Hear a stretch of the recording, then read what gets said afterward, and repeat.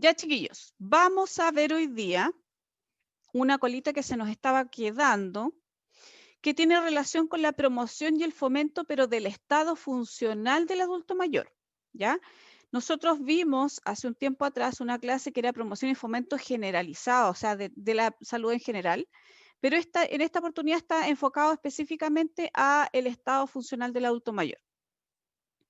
En el aula virtual de taller tienen un módulo de autoaprendizaje, ¿ya? Que tiene que ver justamente con la funcionalidad y con, o sea, más que con la funcionalidad, es con la parte cognitiva, ¿ya? Recuerden que tienen una actividad para hacer y tienen plazo hasta mañana, porque mañana tenemos el taller. Entonces, vamos a partir. El concepto de autocuidado, ¿no es cierto? Todos ustedes ya lo manejan, pero básicamente vamos a hablar de autocuidado en el adulto mayor. Y en el adulto mayor, el autocuidado va a cambiar un poco su concepto y vamos a entender que, como decíamos al principio de la asignatura, es imposible que un adulto mayor esté 100% sano, ¿ya? Pero sí podemos hacer que el adulto mayor, como dice la lámina, se responsabilice del cuidado de su salud de manera física, emocional y espiritual. Y para eso le podemos enseñar o lo podemos apoyar con las actividades de autocuidado que puede hacer para mantenerse activo y saludable. Si ustedes se fijan, el concepto de autocuidado acá cambia un poco en relación a lo que es el adulto en general, donde acá nosotros no esperamos que él se mantenga saludable físicamente, sino que es que se responsabilice de su propia salud. Y para eso existen los que ustedes de alguna manera ya conocen, que son los controles de salud, ¿no es cierto? Y para eso es importante que acudan en forma periódica a consulta de profesionales de la salud para el control y supervisión de sus patologías crónicas. ¿Ya? Recuerden que aquí ya no esperamos que los adultos mayores se mejoren de las patologías crónicas que tienen, sino que simplemente tengan claridad de lo que tienen que hacer para que esas patologías se mantengan compensadas. Y algo que es sumamente importante en esta etapa y que cuesta, y que muchos de ustedes lo deben haber vivido con sus propios abuelos o con la gente, digamos, de su sector, es que en esa etapa los adultos mayores tienen que aprender a reconocer que necesitan una cierta cantidad de ayuda, ¿ya? Ellos tratan de hacer todo por ellos mismos, puedan o no puedan, porque es la única forma en que se sienten útiles o se sienten autovalentes. Pero también es importante que sean capaces de reconocer que no todo lo van a poder hacer solos, sino que también van a necesitar ayuda en algunas circunstancias. Y hay una frase que dice que vivir más no significa vivir mejor, ¿ya? Eso ustedes lo saben, hablamos de la calidad de vida del adulto mayor y generalmente, y bien en general, porque esto es como una apreciación bastante generalizada también, el adulto mayor, como dice la lámina, pasa generalmente sus últimos años enfermo y con eso se aísla del medio y por eso también se hace más dependiente. Y para evitar eso un poco, es recomendable hacerse desde ya, desde mucho antes, desde hoy mismo, ustedes mismos, buenos hábitos y costumbres durante toda la vida para tener una vejez saludable, ¿ya? La pregunta clásica que les hago siempre, ¿cuántos de ustedes fuman aquí? Pónganme en el chat o coméntenme. ¿Cuántos fuman? La Katy. ¿Quién más? La Mónica. La Paulina. Javier. Hay varios que fuman, ¿cierto? ¿Y cómo creen que van a llegar a viejitos si fuman? ¿Hacen ejercicio, no?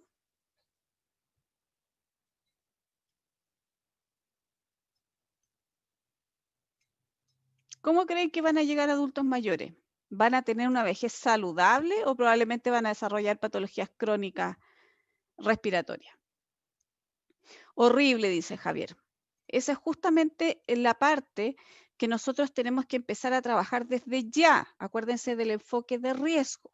Yo no tengo que esperar a que las personas se enfermen, yo tengo que hacer que las personas desde mucho antes de que empiecen a tener factores de riesgo incluso, hagamos de esa vida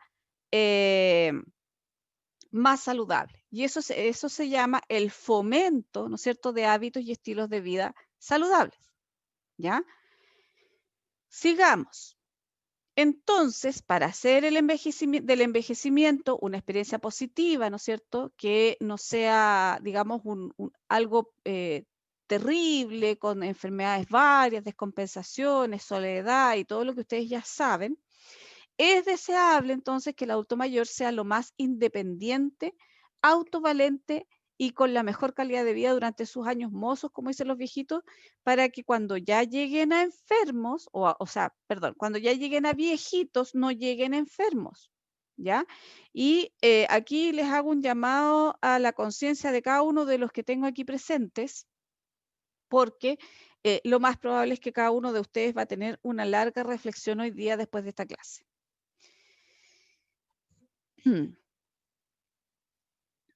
Para eso, entonces, para que podamos hacer que este adulto mayor sea más autovalente, independiente y que tenga una mejor calidad de vida, hay que involucrar al adulto mayor en la toma de decisiones respecto a su salud. No podemos hacer todo por él y tampoco podemos esperar tomar todas las decisiones por él o que la familia tome las decisiones por él. ¿Ya? Si nosotros lo hacemos partícipe de esas decisiones, lo más probable es que todas las acciones que nosotros hagamos sí se van a tomar en cuenta por parte de ellos porque se van a sentir responsables. O sea, pero ¿cómo? Si yo tomé esa decisión, yo quise tal cosa, ¿ya? Hacerlo partícipe de su cuidado o autocuidado en acciones, decisiones y adopción de estados saludables de salud. Y para eso, una de las herramientas que nosotros más usamos, que ustedes más conocen también, es educarlos. ¿Pero educarlos en qué? En cómo van a enfocar esa vida, digamos, después de que ya no son tan autovalentes como eran al principio. Vamos a ver algunos principios para el fomento de la salud del adulto mayor. Y aquí vamos a tener, lo primero, una de las primeras cosas es que tenemos que reconocer la autovalencia, ¿ya? Eso significa que hay que planificar con ellos en conjunto, ¿no es cierto?, todas las actividades que pueden ser de su propio beneficio, ¿ya? Si es necesario que el adulto mayor salga a caminar, porque necesita ejercicio, porque necesita recrearse, etcétera, etcétera, hay que hablar con ellos y preguntarle, ¿usted quiere salir a caminar o prefiere hacer otro tipo de ejercicio, como ir a un gimnasio, qué sé yo? A lo mejor va a escoger el gimnasio, no sé, ¿ya? Porque, por lo tanto, si nosotros tomamos decisiones por ellos, van a hacer acciones que ellos finalmente no van a hacer. También es reconocer su capacidad para organizarse y crear instancias que los representen en su diversidad de inquietudes e intereses. Y ya conversamos, ¿no es cierto?, al respecto y dijimos al principio, ¿se acuerdan cuando hablábamos del Senama y esos programas de cómo se llama esto, de empoderamiento social para la participación social? También es importante que los adultos mayores participen en todas las instancias que tiene, digamos, la institucionalidad para que ellos puedan manifestar cuáles son las cosas que necesitan, qué es lo que quieren y cómo a lo mejor podríamos llegar a ayudarlos a tener lo que necesitan. La prevención tiene que ser un enfoque de carácter prioritario, ¿ya? Y prioritario en todas las esferas de la vida, en lo social, en lo psicológico, en lo económico y, por supuesto, en materia de salud. Acuérdense de las determinantes sociales de salud. Si nosotros pensamos que un adulto mayor tiene una pensión baja en nuestro país, ¿no es cierto?, que no tiene acceso a, por ejemplo, comprar en un supermercado o no, por digamos, dificultades físicas, le cuesta mucho movilizarse para ir a comprar o para ir a tal parte, va a ser mucho más difícil que tenga una buena calidad de vida después porque no tiene los medios, ¿ya? Por lo tanto, el digamos, el enfoque de prevención y fomento tiene que ser completamente disciplinario, si ustedes quieren, a través de los distintos ministerios. Por ejemplo, si pensamos en el Ministerio de Transporte, ¿no es cierto?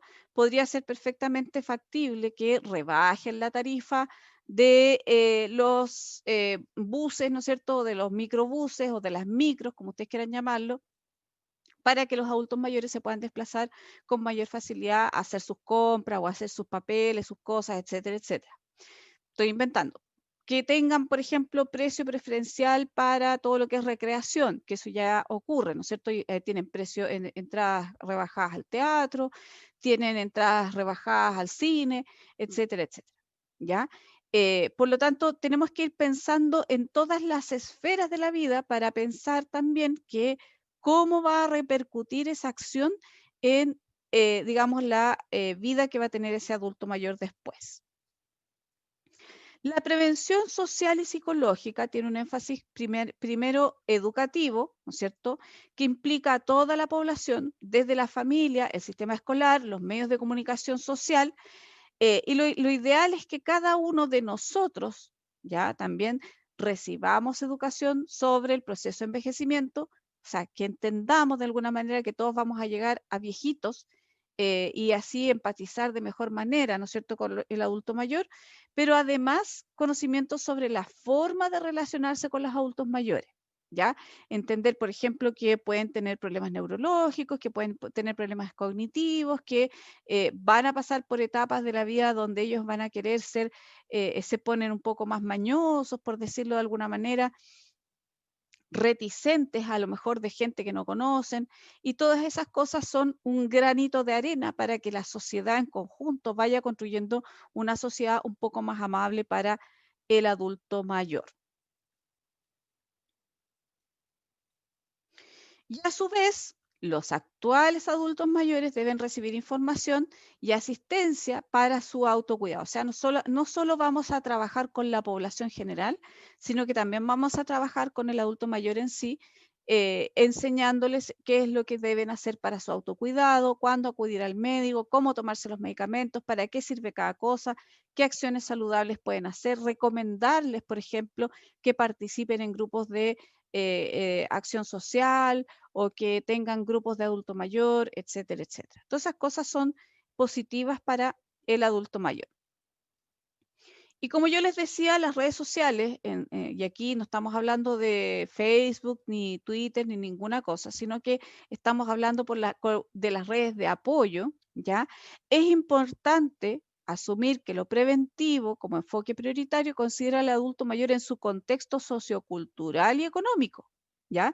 No sacamos nada con planificar tremendos planes y tremendas iniciativas si están totalmente fuera de contexto de lo que el adulto mayor quiere, tiene, dónde vive, etcétera, etcétera.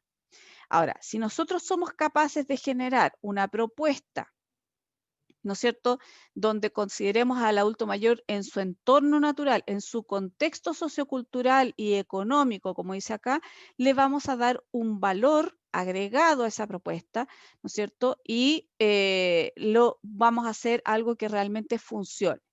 Y eso implica valorar de un modo sustantivo las redes de apoyo que deben estar al servicio del adulto mayor. Y aquí nosotros tenemos que tener mucha claridad cuáles serían las formas de sostén o esa red de sustento, si ustedes quieren, para el adulto mayor. Va a ser la familia, va a ser el consultorio, van a ser los vecinos, va a ser la junta de vecinos, va a ser el Senama, ¿quién va a ser esa red de apoyo? Y cómo podemos también sacarle provecho un poco a esa red de apoyo. La prevención desde el punto de vista económico, y aquí tenemos mucho que discutir, pero yo los voy a invitar a discutir en un Padlet al respecto, tiene que ver con lo que se llama la prevención social. ¿Ya? Una parte importante de la población económicamente activa no realiza cotizaciones previsionales.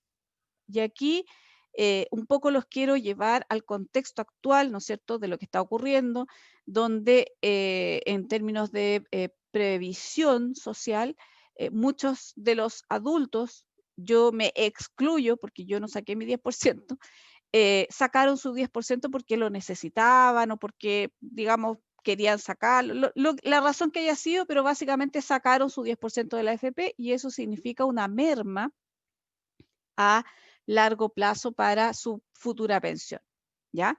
Ahora, podemos discutir largo y tendido que si el 10% es mío, que si el 10% no sé qué, que si corresponde, no corresponde, si es bueno o no es bueno. En mi caso, yo creo que cada caso es distinto. En mi caso, por ejemplo, yo no sacaba nada con sacar el 10%, pero a lo mejor sí había otra gente que necesitaba liquidez inmediata y para ellos sí fue una solución, ¿ya?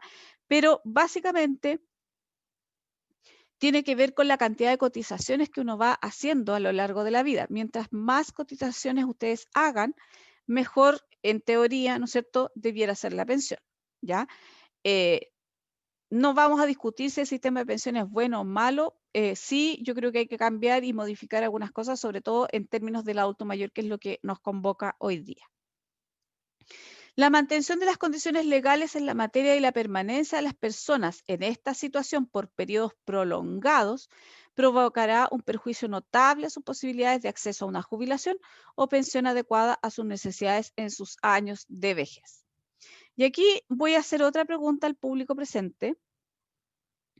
¿Cuántos de ustedes han trabajado y no han cotizado? ¿Cuántos de ustedes?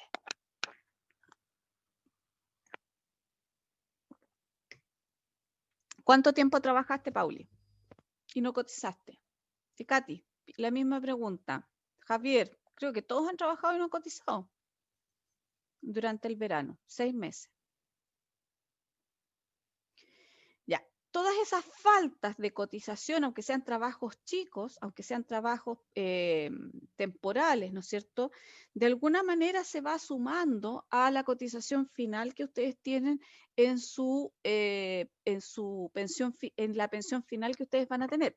Por lo tanto, eso les va a ir afectando directamente, aunque ustedes no lo crean, y ustedes me digan, pero profe, si fue un mes, profe, si fue, ya, pero esta vez fue un mes.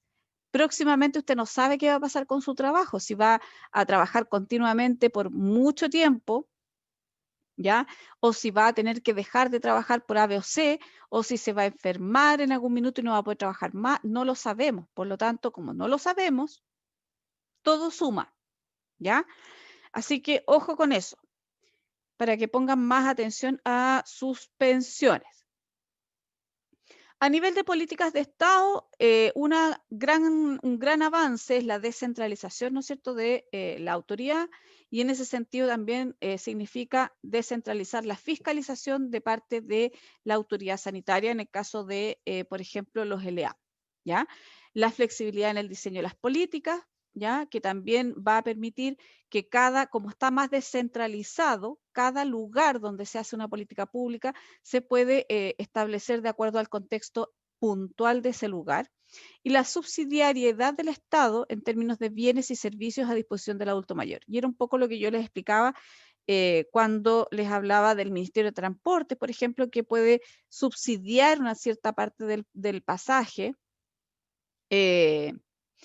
y de alguna manera también ayudar a que esto funcione.